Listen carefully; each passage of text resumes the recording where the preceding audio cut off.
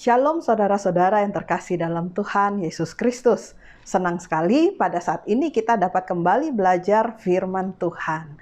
Dan pada saat ini kita punya suatu pelajaran yang sangat menarik, yang sangat praktikal dalam kehidupan kita masing-masing. Yang saya beri judul Kuasa Perkataan atau The Power of Words. Saudara, pernah suatu hari terjadi kebakaran hutan yang besar di Black Hills, Dakota Utara, Amerika Serikat. Pada saat itu hutan yang sangat besar yang terdiri dari 4.000 hektar hutan kayu yang mahal, kayu-kayu yang bagus, itu terbakar habis dan menimbulkan kebakaran yang sangat besar yang berlangsung berhari-hari lamanya. Melibatkan lebih dari 1.000 mobil pemadam kebakaran untuk bisa memadamkan api yang sangat besar itu meluas dan menimbulkan kerugian yang sangat besar oleh karena kebakaran ini. Mau tahu saudara penyebabnya? Penyebabnya sangat sederhana. Hanya karena ada seorang wanita berhenti di tepi jalan untuk menyalakan sebatang rokok. Dan kemudian dia melemparkan korek api yang masih terbakar ke tanah. Dan bukannya memadamkan korek api tersebut, wanita itu hanya melihat ketika korek api itu menyala dan membakar selembar daun yang kering. Dan dengan cueknya kemudian memutuskan untuk meninggalkan daerah itu. Sederhana saudara, tetapi kelalaian yang sangat kecil itu menyebabkan seluruh isi hutan terbakar. Sama halnya dengan perkataan kita. Beberapa kata yang sembrono yang keluar dari bibir kita mempunyai kemampuan untuk bisa menghancurkan reputasi seseorang, bisa menghancurkan keharmonisan persahabatan, termasuk menghancurkan diri kita sendiri, walaupun kita sebetulnya tidak berniat untuk menyakiti orang lain. Saudara, perkataan kita dapat menghancurkan keluarga kita, gereja kita, bangsa kita, dan bahkan dunia kita. Amsal 13 ayat 3 mengatakan, "Siapa menjaga mulutnya, memelihara nyawanya. Siapa yang lebar bibir akan ditimpa kebinasaan." Sebelum kita belajar lebih lanjut, mari kita tunduk kepala, kita berdoa. Ya Tuhan, Bapa kami yang di surga, kami datang kepadamu pada saat ini, meminta kehadiran dari Roh Kudus-Mu pada saat kami akan belajar firman-Mu ya Tuhan. Kiranya Engkau memberikan hikmat bagi kami untuk dapat memahami yang Engkau ingin sampaikan.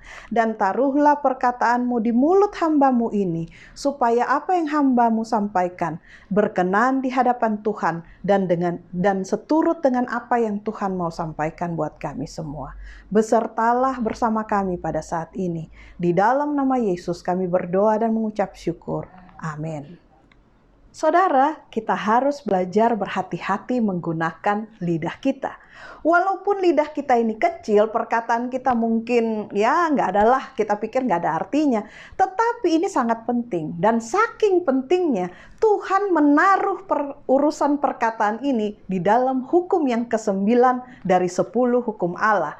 Keluaran 20 ayat 16 katakan, "Jangan mengucapkan saksi dusta tentang sesamamu." Bahkan di dalam hukum yang ketiga pun ini disebutkan bahwa jangan menyebut nama Tuhan Allahmu dengan sembarangan. Artinya kalau kita menyebut, kita menggunakan perkataan kita. Keluaran 20 ayat 7 katakan bahwa sebab selain jangan menyebut nama Tuhan dengan sembarangan, Tuhan katakan bahwa sebab Tuhan akan memandang bersalah orang yang menyebut namanya dengan sembarangan. Saudara, ini bukan tentang hanya menyebut nama Tuhan, tetapi ketika kita bertingkah laku tidak sesuai dengan status kita sebagai pengikut Kristus, berbeda dengan Kristus, itu pun sebetulnya kita menyebut nama Tuhan dengan sembarangan. Saudara, kata-kata memang bisa sangat menyakitkan. Mungkin kalau kita menoleh ke belakang, ke masa lalu kita, mungkin kita bisa merasakan sengatan kata-kata yang diucapkan tanpa berpikir tanpa berpikir panjang dan diucapkan begitu saja dengan sembrono. Mungkin itu adalah sebuah nama panggilan yang kejam yang diucapkan oleh teman-teman kita kepada kita. Mungkin itu adalah satu komentar yang buruk tentang penampilan kita yang mungkin tidak bagus. Mungkin sebuah penilaian yang buruk tentang pekerjaan kita dari atasan kita. Kata-kata itu bisa sangat menyakitkan kita. Saudara, mari kita baca dari Yakobus 3 ayat 5-9 memberikan pernyataan tentang lidah kita. Ditulis di sana, Alkitab memperingatkan kita bahwa demikian juga lidah. Walaupun suatu anggota kecil dari tubuh, tapi dapat memegahkan perkara-perkara yang besar. Lihat, betapapun kecilnya api, ia dapat membakar hutan yang besar. Sama seperti cerita tadi. Lidah pun ini seperti api. Lidah ini merupakan suatu dunia kejahatan dan mengambil tempat di antara anggota-anggota tubuh kita sebagai sesuatu yang dapat menodai seluruh tubuh dan menyalakan roda kehidupan kita. Sedang ia sendiri dinyalakan oleh api neraka. Semua jenis binatang liar, burung-burung, serta binatang-binatang menjalar dan binatang-binatang laut itu dapat dijinakkan oleh sifat manusia. Tapi, ini peringatan saudara, tidak seorang pun yang berkuasa menjinakkan lidah. Lidah kita adalah sesuatu yang buas katanya, yang tidak terkuasai dan penuh racun yang mematikan. Wah, sangat mengerikan ya saudara, betapa kita harus menjaga lidah kita. Ada dua kuasa yang Tuhan tempatkan di lidah kita. Dengan lidah kita bisa memuji Tuhan Bapa kita, dan dengan lidah yang sama pula kita bisa mengutuk manusia yang diciptakan menurut rupa Allah. Ini dikatakan oleh Yakobus 3 ayat 9. Saudara, manusia, terutama manusia zaman sekarang ini suka sekali bicara. Buktinya kalau kita lihat di TV banyak sekali acara talk show ya. Talk show kan baik itu mungkin yang produksi luar negeri ataupun produksi yang di dalam negeri. Kita senang sekali mendengarkan orang bicara dan kemudian kita juga komentarin, kita suka berbicara. Umumnya seperti itu. Bukan hanya ketika kita menonton, mungkin pada waktu kita lagi di mobil menuju kantor, kita dengarkan radio-radio, semua banyak sekali acara talk show karena ada banyak orang yang mau berbicara. Manusia pada dasarnya suka berbicara. Bahkan di zaman seperti ini, di mana era dari media sosial banyak sekali, saudara bisa menyaksikan tayangan-tayangan pendek seperti di TikTok. Ketika orang menyampaikan apa yang ingin dia sampaikan, baik itu melalui lidah maupun melalui gaya-gaya yang lain-lain, tetapi ada suatu pesan yang manusia mau sampaikan. Bahkan, saya percaya bahwa di zaman ini adalah sulit bagi kita untuk keluar dari rumah tanpa membawa HP kita. Kita mau selalu terhubung, kita bisa berbicara dengan seseorang. Dan walaupun mungkin berbicara bukan pakai lidah, saat ini saudara di zaman seperti ini, kita berbicara bisa pakai jari kita, melalui WhatsApp, melalui pesan singkat, apapun aplikasinya. Saudara, jadi kita bisa lihat di sini bahwa perkataan itu memang aslinya lewat lidah, tetapi di zaman ini juga memiliki media-media lain di mana kita akan menyampaikan apa yang kita pikirkan, perkataan yang kita ucapkan, bahkan mungkin secara tertulis. Ada beberapa ayat di dalam kitab Amsal yang merupakan nasihat yang sangat baik buat kita pelajari. Ada 4 ayat, jadi saudara bisa buka, catat dari Amsal 5 ayat 1-2, kemudian Amsal 10 ayat 14, Amsal 18 ayat 7, dan Amsal 21 ayat 23. Mari kita mulai dari Amsal 5 ayat 1-2. Dikatakan di sini bahwa, "Hai anakku, perhatikanlah hikmatku. Arahkanlah telingamu kepada kepandaian yang kuajarkan, supaya engkau berpegang kepada kebijaksanaan dan bibirmu memelihara pengetahuan." Bibir kita harus memelihara pengetahuan, jangan omong kosong semata. Di Amsal 10 ayat 14 katakan, "Orang bijak menyimpan pengetahuan, tetapi mulut orang bodoh adalah kebinasaan yang mengancam. Artinya orang yang bijak, dia nggak segera berbicara. Dia nggak sekedar meletus pada saat itu.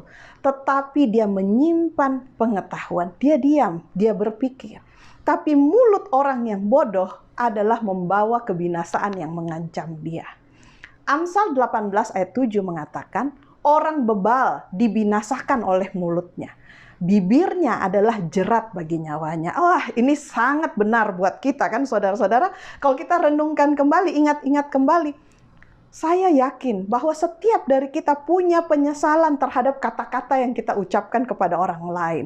Kadang-kadang memang perkataan kita lah yang menjadi jerat bagi nyawa kita. Amsal 21 ayat 23 katakan, siapa yang memelihara mulut dan lidahnya sebenarnya sedang memelihara diri daripada kesukaran. Saudara, kalau saja kita berhati-hati dengan apa yang kita katakan, ya tadi secara verbal maupun secara tulisan ya, maka kita akan dapat menghindarkan diri dari berbagai kesulitan. Di dalam Alkitab sendiri, saudaraku, ada 4 perkataan yang perlu dihindari. Yang pertama adalah perkataan yang palsu. Apa itu perkataan palsu? Ya, kebohongan atau sanjungan, kita menyanjung orang tapi berlebihan. Ataupun kita memutarbalikkan kata-kata.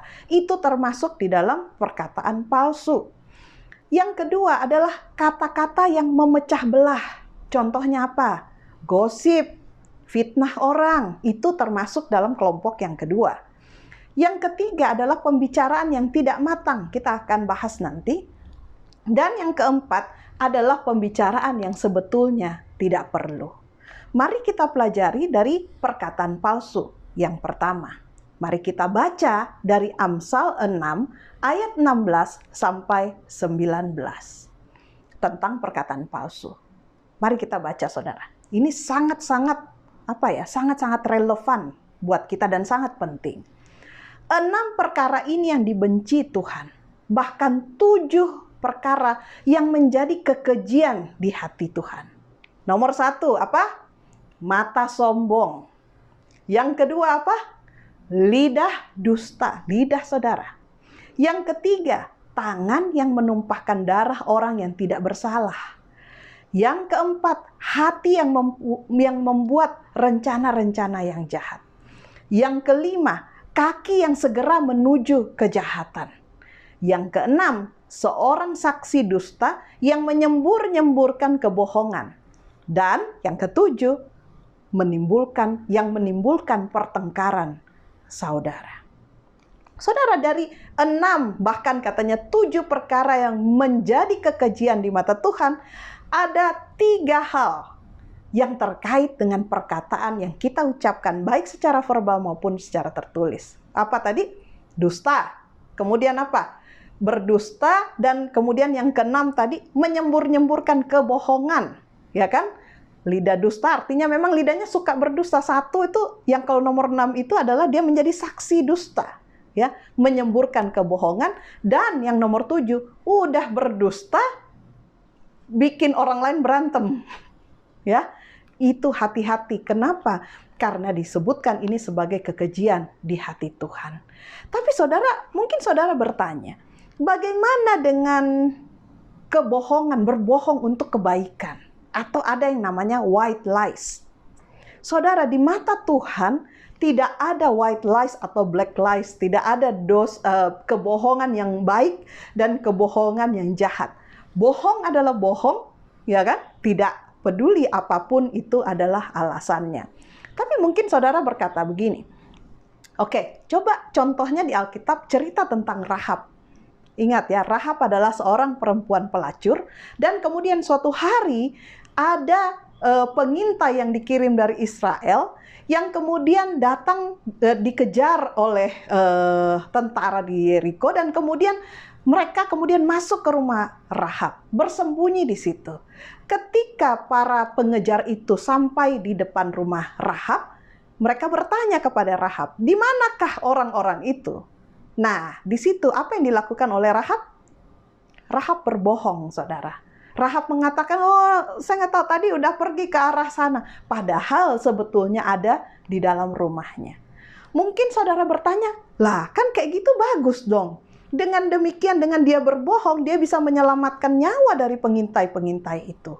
Tapi saudara, apapun alasan dan motivasinya, berbohong adalah tetap adalah kebohongan. Mungkin pada waktu itu, ketika Rahab tidak berbohong, ketika Rahab menyerahkan hatinya sepenuhnya kepada Tuhan, maka Tuhan memberikan dia hikmat untuk bisa menjawab yang tidak mengandung kebohongan, tetapi tetap bisa melindungi tentara itu. Ataupun mungkin kalau dia tidak berbohong, dia katakan saja apa yang sejujurnya, maka Tuhan akan menyelamatkan pengintai-pengintai itu dengan cara yang ajaib, yang tidak dapat dibayangkan oleh manusia. Mungkin ceritanya akan sama sekali berbeda. Tetapi saudara, ketika Rahab berbohong, itu tetap bohong, walaupun untuk kebaikan. Ketika kita berbohong, kita sebetulnya tidak percaya bahwa Tuhan sanggup untuk memberikan jalan keluar kepada kita di tengah-tengah kesulitan dan kesesakan. Saudara, mungkin pertanyaannya adalah, mengapa Tuhan itu membenci kebohongan?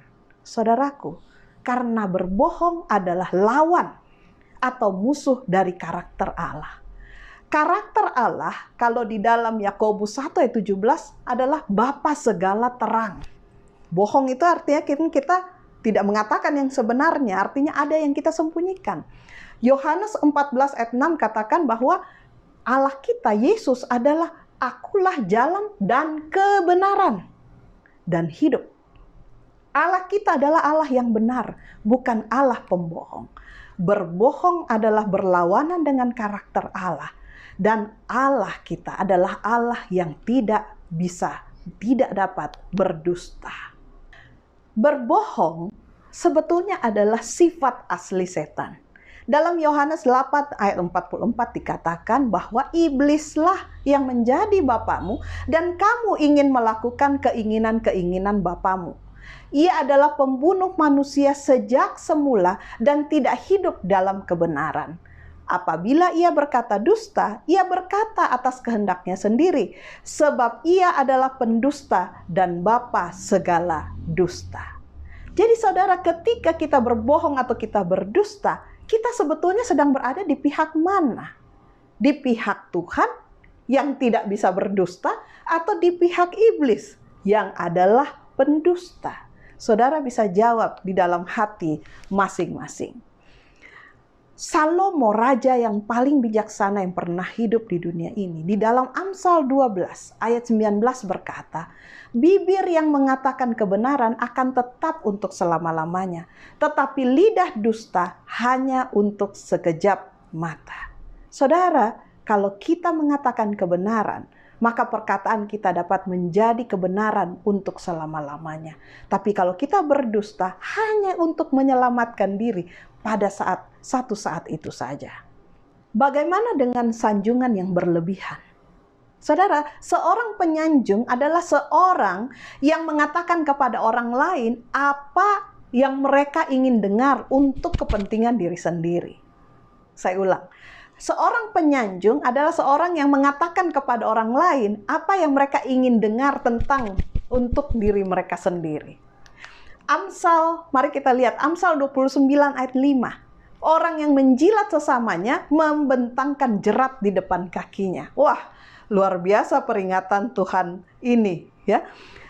Bagaimana juga sekarang dengan memutar balik kata-kata? Saudara, kita ingat kembali cerita di Taman Eden pada waktu manusia jatuh ke dalam dosa. Kita mulai dengan Hawa. Di dalam Kejadian 2 ayat 16 sampai 17, ya, dan kemudian kita bandingkan, kita lanjutkan di dalam Kejadian 3 ayat 1 sampai 5. Hawa pada waktu dia berjalan-jalan sendiri di Taman Eden, dia bertemu dengan ular yang sangat indah, dan pada waktu itu ular mulai memutarbalikkan kata-kata. Tuhan katakan, jangan kamu makan buah yang dari pohon pengetahuan baik dan jahat. Sedangkan iblis katakan melalui ular itu, katakan bahwa oh semua pohon kamu nggak boleh makan kan? Untuk memancing Hawa, untuk bisa menarik perhatian Hawa. Dan Hawa sendiri akhirnya terjebak. Saudara ingat juga pada waktu Yesus dicobai di padang gurun? Ingat ya, iblis memutarbalikkan kata-kata. Dia katakan bahwa kamu kan kalau engkau anak Allah, ubah batu ini jadi roti. Ya kan? Memang betul bahwa di dalam perjanjian lama dikatakan bahwa Tuhan punya kuasa untuk melakukannya. Dia bawa ke ketinggian dari bait suci dan dia suruh untuk jatuhkan dirimu, pasti kamu tidak akan jatuh. Karena ada janji bahwa malaikat-malaikat akan menatang engkau supaya kakimu tidak terantuk pada batu. Memang betul firman Allah seperti itu, tapi diputarbalikkan untuk tujuan dan agenda-agenda yang disesuaikan dengan apa yang dia mau sampaikan. Dan itu adalah kejahatan. Saudara, di Amsal 4 ayat 24, dikatakan bahwa buanglah mulut serong daripadamu dan jauhkanlah bibir yang dolak-dalik daripadamu. Kita harus bergumul, saudara, diakui atau tidak, saudara dan saya, kita banyak berdosa dengan bibir dan perkataan kita. Mari kita lihat juga yang kelompok yang kedua, yaitu kata-kata yang memecah belah. Ya, ada 2 ayat yang saya ingin saudara catat dan mungkin bisa bacakan dan renungkan di dalam hati untuk dipelajari dengan baik, yaitu di dalam Amsal 16 ayat 28 dan juga di dalam Amsal 20 ayat 19. Amsal 16 ayat 28 katakan, orang yang curang menimbulkan pertengkaran dan seorang pemfitnah menceraikan sahabat karib. Saudara, kalau kita terlibat di dalam gosip, di dalam fitnah, ya kan? Apa hasilnya? Apa yang kita ingin dapatkan? Pasti yang terjadi adalah keributan, pertengkaran, dan ujung-ujungnya kita kehilangan sahabat-sahabat kita. Tidak ada gunanya bagi kita terlibat di dalam gosip ataupun fitnah. Amsal 20 ayat 19, siapa yang mengumpat membuka rahasia. Sebab itu janganlah kamu bergaul dengan orang yang bocor mulut, katanya ya. Jangan bergaul, saudara. Kalau kita tahu, kita kenal orang-orang yang bocor mulutnya, jangan banyak bergaul dengan orang-orang yang demikian. Gosip, manusia saat ini sangat suka bergosip. Ada beberapa, bahkan banyak sekali acara-acara di dalam TV atau radio atau media sosial yang isinya adalah tentang gosip. Bahkan ada film-film seri khusus tentang gosip. Gosip bukan lagi menjadi dosa bagi dunia, tetapi menjadi gaya hidup modern.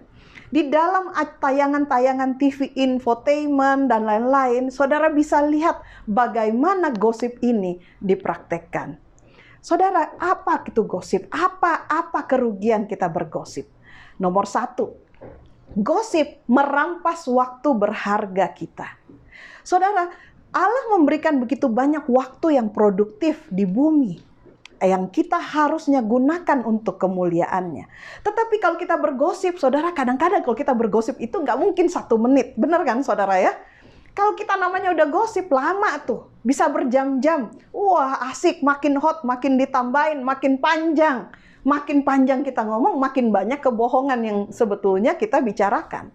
Hati-hati, saudara, kita sudah merampas waktu berharga yang Tuhan masih berikan buat kita, yang harusnya kita pakai untuk menolong orang lain, untuk menjadi berkat bagi orang lain. Gantinya kita malah bergosip.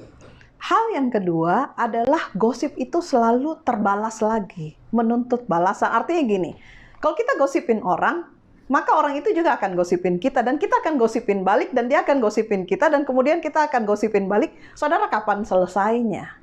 Ya, kita tidak pernah bisa mempercayai sebuah gosip, namanya juga gosip. Kalau bukan gosip, itu adalah kebenaran. Amsal 11 ayat 13 memperingatkan kita, siapa mengumpat membuka rahasia, tetapi siapa yang setia menutupi perkara. Jadi saudara, jangan bergosip. Bagaimana dengan fitnah? Nah saudara, kalau gosip itu melibatkan komunikasi secara rahasia, maka fitnah melibatkan pembunuhan karakter. Gosip seringkali berusaha untuk menyembunyikan kata-katanya. Jadi kalau kita gosipin orang kan, kita nggak gosipin di depan dia dong, pasti di belakangnya kan. Nah, fitnah itu dengan tidak tahu malu membagikan informasi yang merusak siapapun dan setiap orang yang mau mendengarkan. Jadi dia bagi informasi, informasi yang merusak ini dibagikan kepada siapapun dan pokoknya siapa yang mau dengar, fitnah berjalan. Pemfitnah mengangkat dirinya sendiri menjadi seorang hakim dan pelaksana hukuman bagi pihak lain, dan itu menggantikan peran Tuhan. Yakobus 4 ayat 11 katakan, "Saudara-saudaraku, janganlah kamu saling memfitnah. Barang siapa memfitnah saudaranya atau menghakiminya, ia mencela hukum dan menghakiminya. Dan jika engkau menghakimi hukum, maka engkau bukanlah penurut hukum, tetapi engkau adalah hakimnya." Saudara, peran hakim adalah milik Tuhan. Kita bukan hakim. Kita diminta untuk menjadi penurut hukum. Hanya satu pembuat hukum dan hakim. Siapa itu? Dia, Tuhan yang berkuasa menyelamatkan dan berkuasa untuk membinasakan. Tetapi siapakah engkau sehingga engkau mau menghakimi sesamamu manusia? Saudara, kita sangat tertemplak dengan ayat ini. Siapa engkau yang mau menghakimi sesamamu manusia, sedangkan kita sendiri masih penuh dengan kesalahan dan dosa? Bagaimana mungkin kita menjadi hakim? Nah, saudara, hanya sedikit orang yang mau menganggap fitnah sebagai peringatan yang cukup kejam untuk perbuatan yang cukup kejam untuk dikelompokkan dalam kelompok pembunuhan, perzinahan, atau setara dengan pencurian. Penyebabnya mungkin adalah karena kita jarang merenungkan akibat-akibat jangka panjang dari penghancuran nama baik orang lain yang kita lakukan. Jelas kita seharusnya memandang dosa fitnah sebagai hal yang lebih serius lagi, karena Allah menganggapnya demikian. Fitnah bagi Allah adalah sebuah dosa yang serius. Ini dikatakan oleh seorang penulis buku, oleh Ken Boa. Saudara, apakah saat ini kita terlibat gosip atau fitnah? Tadi kita sudah belajar. Pada waktu kita bergosip atau fitnah orang, kita sedang membuang waktu kita yang sangat berharga. Hidup kita singkat, saudara. Kita habiskan banyak untuk bergosip dan fitnah. Yang kedua, kita sedang menanggung resiko kerusakan serius reputasi orang lain dan nama baik kita sendiri. Dan yang ketiga, kita sedang mengundang penghakiman Allah atas hidup kita sendiri. Serem, saudara. Jangan sampai kita terlibat gosip ataupun fitnah. Nah, kelompok yang berikut yang tadi kita sudah lihat ada 4 kelompok. Kelompok yang berikut adalah yang ketiga adalah pembicaraan yang tidak matang. Artinya kita main asal tuduh orang padahal kita nggak punya buktinya. Ya, tidak dipikirkan baik-baik. Mari kita lihat ayatnya dari Amsal 25 ayat 8. Janganlah terburu-buru kau buat perkara pengadilan. Karena pada akhirnya apa yang engkau lakukan kalau sesamamu telah mempermalukan engkau. Artinya kalau kita buru-buru, nggak cukup banyak bukti. Kita main tuduh orang, jangan-jangan pada akhirnya yang malu sendiri itu kita. Pada waktu kita menuduh, maka kita sebetulnya sedang berusaha untuk memindahkan kesalahan kita kepada orang lain. Saudara, kalau profesi pengacara, mereka tahu waktu berbicara di pengadilan, mereka tahu bahwa pembicara terakhirlah, bukan pembicara pertama yang akan paling banyak mendapatkan keuntungan. Jadi kalau kita mau menilai orang, pastikan kita kita mengumpulkan dulu semua bukti sebelum kita mengajukan pendapat. Jangan sembarangan kita berbicara tanpa bukti yang jelas dan kuat. Seorang yang namanya William Penn, pendiri Pennsylvania, berkata begini, beberapa orang begitu bodoh sehingga mereka menyela dan mendahului orang yang sedang berbicara. Bukannya mendengar, bukannya mikir sebelum mereka menjawab, yang merupakan tindakan yang tidak beradab dan bodoh. Jika saja kita berpikir 2 kali sebelum kita berbicara 1 kali, maka kita akan berbicara 2 kali lebih baik dalam hal itu. Saya ulangi, kalau kita pikir 2 kali sebelum kita mau berbicara 1 kali, maka apa yang kita bicarakan akan 2 kali lebih baik daripada kalau kita buru-buru berbicara. Kelompok yang keempat adalah pembicaraan yang tidak perlu. Kita bisa baca dari Amsal 10 ayat 19 yang berkata, di dalam banyak bicara pasti pasti ada pelanggaran. Tetapi siapa yang menahan bibirnya berakal budi. Dari ayat ini kita belajar, saudara, bahwa semakin banyak kita bicara, makin banyak kita melanggar. Makin panjang kita ngomong, makin banyak kita berdosa. Tapi siapa yang menahan bibirnya, hati-hati terhadap setiap kata-kata yang kita keluarkan, dialah orang yang berakal budi. Saudara, manusia mengucapkan 10 sampai 20 ribu kata per hari. Kata orang, wanita mengucapkan kata lebih banyak daripada pria. Tapi anehnya, walaupun kita ini 10 ribu, 20 ribu kata setiap hari, anehnya kita tidak dapat menyelesaikan baca buku satu buku dalam setahun, bayangkan. Jadi selisih antara pengeluaran dan pemasukan kata. Ya, kalau kita ngomong kan kita keluarin kata-kata nih, ya kan? Kalau kita baca buku, baca firman Tuhan, kita memasukkan kata-kata. Jadi ada selisihnya besar. Apa itu selisihnya? Penggunaan kata-kata kosong yang berbahaya. Kita banyak keluarkan kata-kata, tapi kita tidak masukkan kata-kata ke dalam pikiran kita. Semakin panjang suatu percakapan, semakin cenderung kita terlibat dalam gosip atau fitnah atau kebohongan yang lain. Ada yang bilang bahwa, tapi ya, orang-orang yang suka bicara itu, keahlian berbicara itu, kan menunjukkan dia itu seperti pinter. Saudara, Amsal 11 ayat 12 katakan bahwa orang yang pinter sebetulnya itu, orang yang pandai sebenarnya adalah orang yang tahu berdiam diri. Dia diam, tahu kapan dia harus ngomong, tahu apa yang dia ucapkan setelah dipikirkan baik-baik. Justru orang yang ngomong terus tidak membuktikan bahwa dia pintar secara intelektual. Saudara, kalau begitu bagaimana solusinya? Kita jangan bicarakan masalah saja tapi tidak ada solusinya. Ada 5 cara bagaimana cara menjinakkan lidah kita. Nomor 1, menahan diri dari kata-kata yang tidak perlu.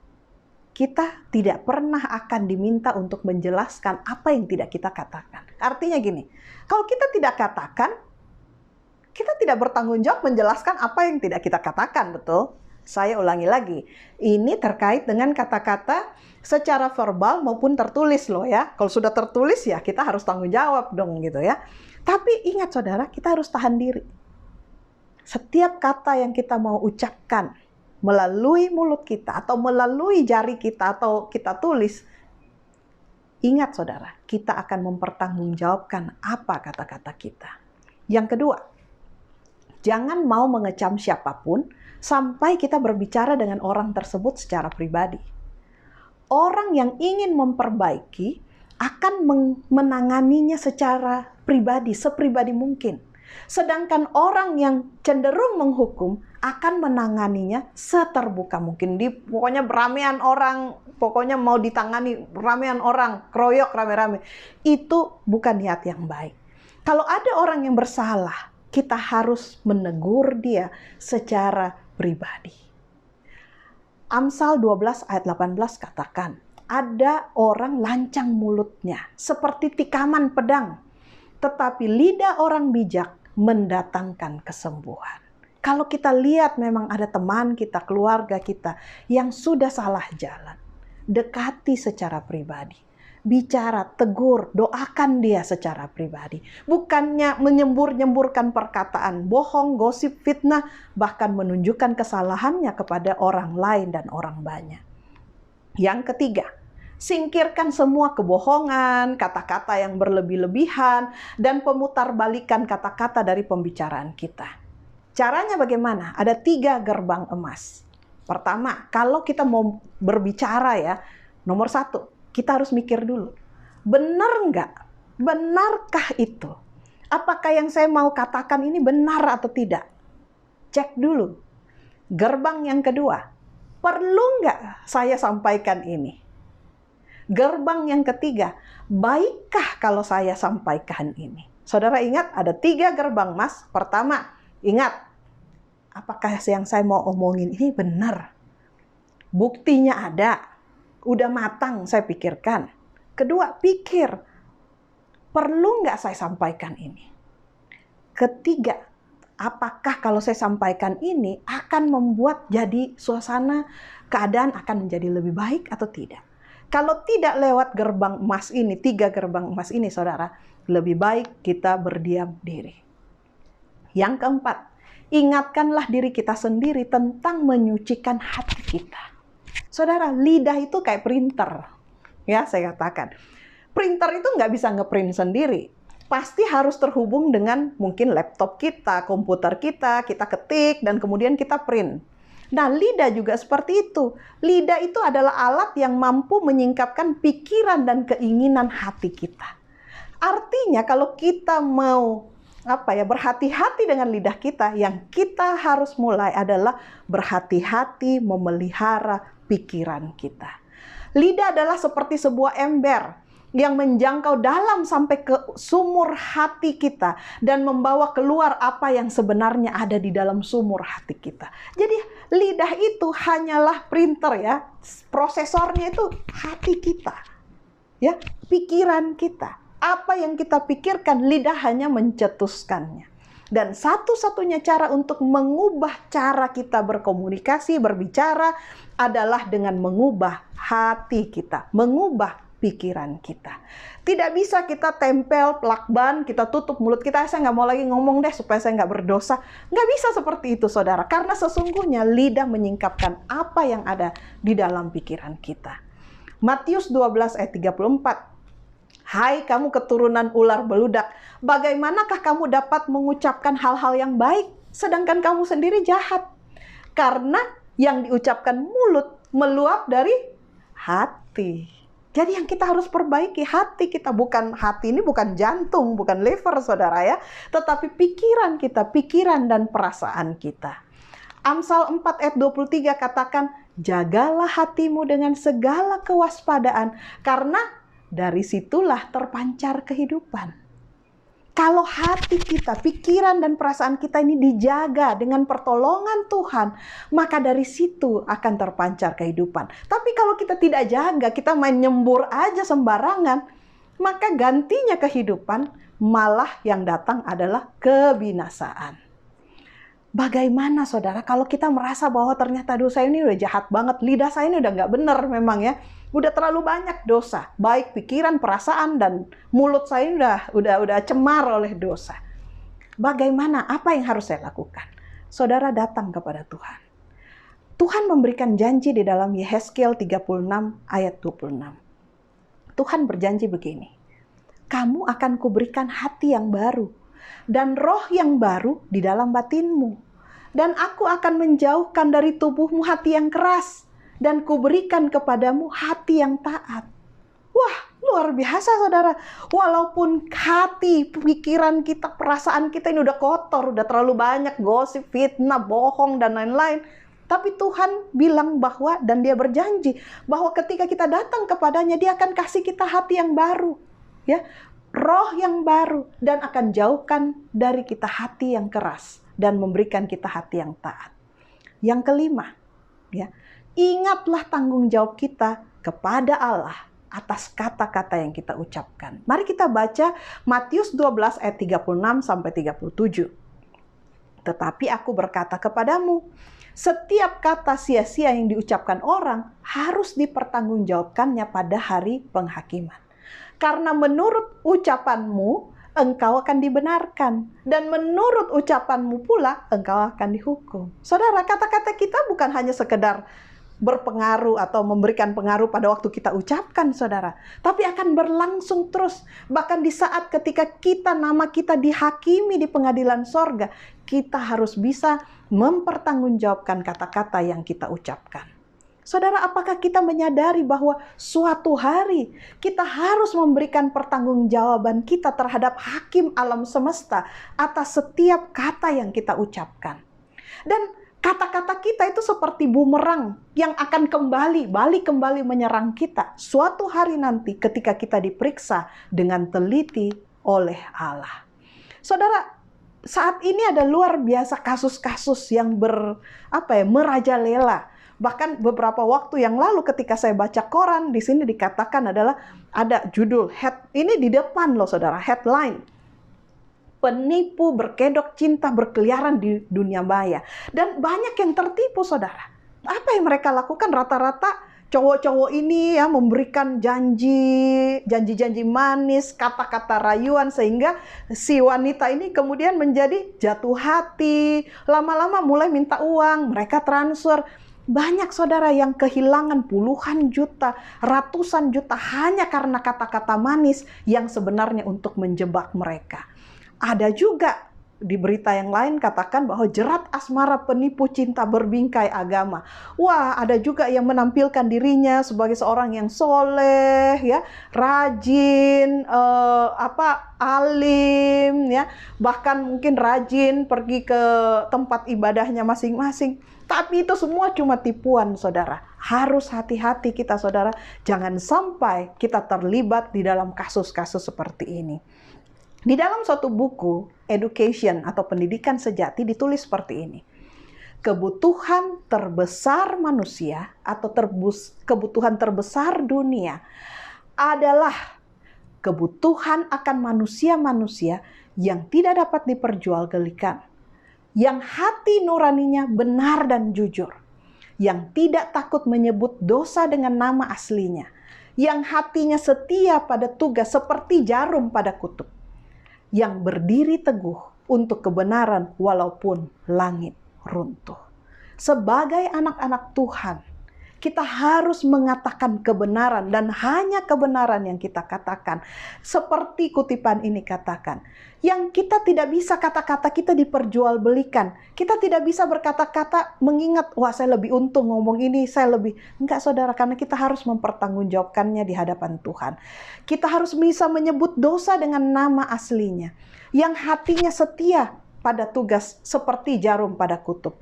Yang tetap berdiri mengatakan kebenaran walaupun langit runtuh. Apapun yang menjadi taruhannya. Pertanyaannya buat kita renungkan bersama. Apakah lidah yang Tuhan berikan kepada kita selama ini kita gunakan untuk memuji Tuhan atau untuk mengutuk? Apakah lidah kita ini selama ini, perkataan kita yang kita ucapkan sudah menjadi berkat atau malah menjadi kutuk? Saudara, mari kita renungkan sama-sama. Ingat kembali untuk setiap perkataan yang sudah kita ucapkan. Apakah itu memuji atau membawa kemuliaan bagi nama Tuhan? Ataukah sebenarnya kata-kata kita selama ini memalukan nama Tuhan? Saudara, berapa dari antara saudara yang rindu untuk meminta kuasa Roh Kudus menolong kita untuk bertobat dari pembicaraan-pembicaraan, perkataan-perkataan yang kosong, dusta, dan sebetulnya menyakitkan orang lain? Saudara, kita tidak bisa bertobat dengan kekuatan kita sendiri. Kita butuh pertolongan sorga untuk mengubah hati, pikiran, perasaan kita, yang akhirnya akan mengubah cara kita berbicara, cara kita berkata-kata, dan mengubah perkataan kita untuk menjadi kata-kata yang memuliakan nama Tuhan. Jika saudara mau berdoa untuk memohon kuasa dari surga untuk mengubah hati dan pikiran kita, mengubah perkataan kita, mari kita tunduk kepala dan kita berdoa. Ya Tuhan, Bapa kami yang di surga, kami datang kepadamu pada saat ini, memohon ampun Tuhan, karena setelah kami belajar dari firman-Mu pada saat ini, kami menyadari bahwa kami telah berdosa dengan perkataan-perkataan yang selama ini kami ucapkan. Perkataan yang kami tidak pikirkan baik-baik, tidak kami ucapkan dengan bijaksana. Bahkan perkataan-perkataan dusta, bohong, gosip, fitnah, perkataan yang tidak matang, bahkan perkataan yang tidak perlu, yang selama ini kami sembur-semburkan. Dan kami tahu itu bukan hanya menyakiti hati sesama kami, tetapi juga menyakiti hati Tuhan. Ampuni kami ya Tuhan. Tapi pada saat ini, kami rindu untuk memperoleh pikiran dan perasaan yang diperbaharui oleh Roh-Mu. Seperti janji-Mu, Engkau katakan bahwa Engkau akan memberikan kami hati yang baru. Dan dengan pikiran dan perasaan hati yang diubahkan, Tuhan ubahkan cara kami berbicara. Ubahkan cara kami berkata-kata, sehingga yang kami katakan, yang kami keluar dari mulut kami, hanyalah kebenaran. Kami rindu Tuhan, agar pikiran, perasaan, dan perkataan kami disucikan sedemikian rupa oleh Roh Kudus-Mu, sehingga perkataan kami, lidah kami ini dapat menyampaikan berkat, bukan kutuk. Dapat memuji Tuhan, bukannya memalukan Tuhan. Demikianlah Tuhan, kami memohon kepadamu dan berharap hanya kepadamu untuk mengubahkan kami. Kami bawa doa kami di dalam nama Yesus yang menjadi penebus dan juru selamat kami. Amin. Kiranya pelajaran firman ini menjadi berkat buat saudara. Bukan hanya untuk kita pahami dari segi Alkitab, tetapi menolong kita berpikir lebih panjang dalam hal berkata-kata dan berbicara. Tuhan memberkati kita semua. Shalom.